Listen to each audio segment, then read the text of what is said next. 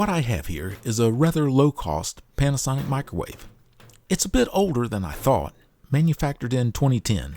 I was thinking it was around 10 years old. So it's been a great appliance except for one thing. Every few years it gets to where you have to slam the door shut to get it to close properly. Pushing it closed will not get the door to latch most of the time. Giving it a good whack, and most of the time it will close.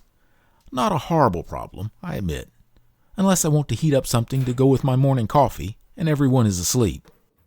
To get into the thing, have to remove a few screws. There are 2 Phillips screws on the right side of the microwave. There are 5 T20 security torque screws on the back. The cover will then lift up at the back, then it will have to be pulled toward the rear of the unit. Be very careful as the edges of the metal are quite sharp. There is a groove on the cover at the front. This is why the cover has to be pulled to the rear of the microwave, so the groove can clear the lip on the front frame of the microwave. This part here is the door latch with 3 micro switches on it. It is attached by these 2 screws here. Notice how much it moves when the door is pushed trying to close it.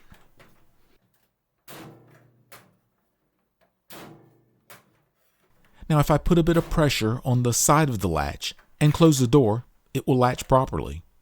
How I fixed it in the past was to remove the latch and bend the metal a bit toward the left side of the microwave.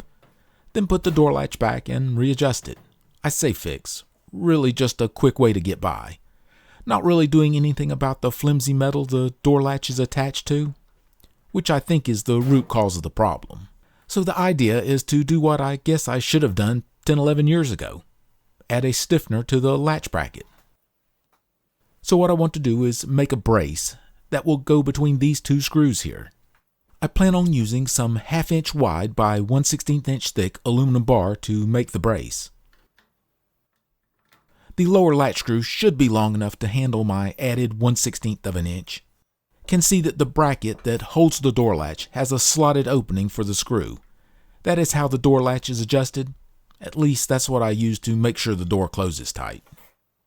I've cut a piece of thick paper to make me a template. I'm going to leave myself about 5/8 of an inch to attach the lower door latch screw. And there is 2 7/8 of an inch between the 2 mounting surfaces. Also, there is a bit of an angle I need to bend the aluminum at. So I think the thick paper is the best chance at getting it close to right. Time to put the mini bender to use. Now I didn't have this 10 years ago. Maybe that's the reason I didn't do a proper fix before, or maybe just a bit of laziness. So I've transferred the angle bend line from the paper to the aluminum bar. I do like using this tool.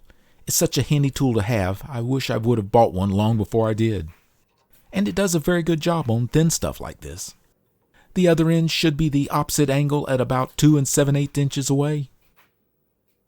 Well, it looks close anyway. The end that will attach to the frame screw, I'm going to make a bit longer. I'm sure I'm going to have to make some adjustments to its exact fit, and the longer section will allow me to bend it with some pliers to get it just where I want it. I'll drill a couple of holes in the brace. About 0.2 inch in diameter will be plenty of clearance for the screws, and then I'll see how it fits. I'll mount it with the latch bracket screw and see where I'm at.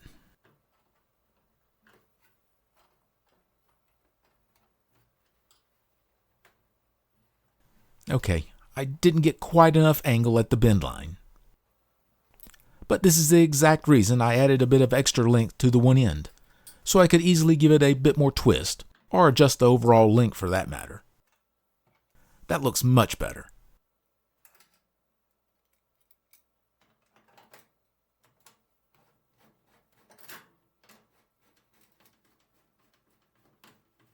Almost no movement at all tightening it down.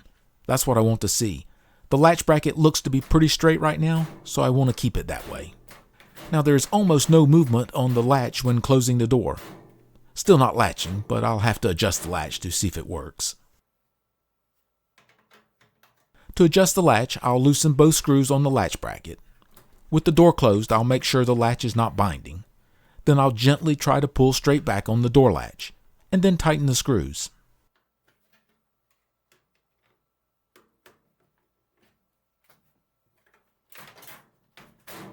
closing very well when pushing at the bottom. Good solid latching feel.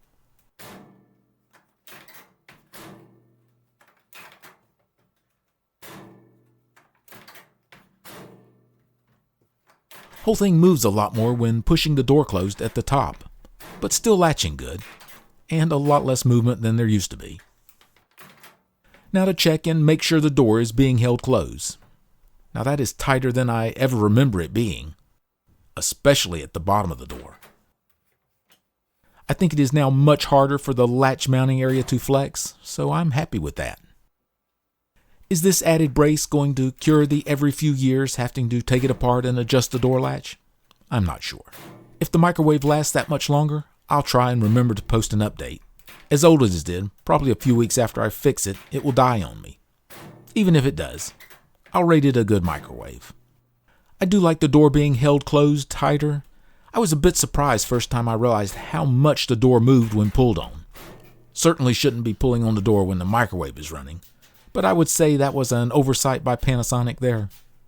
As a cautionary note on even opening up a microwave oven, if you don't feel comfortable working on one, probably would be best not to. I would not operate one with the cover off without a microwave radiation meter on hand. Just not worth the risk. And the importance of the door closing properly can't be overstated. That goes for not just working on one, but for using a microwave as well. If the door or door seal is not seating properly, don't use it. And thank you for watching.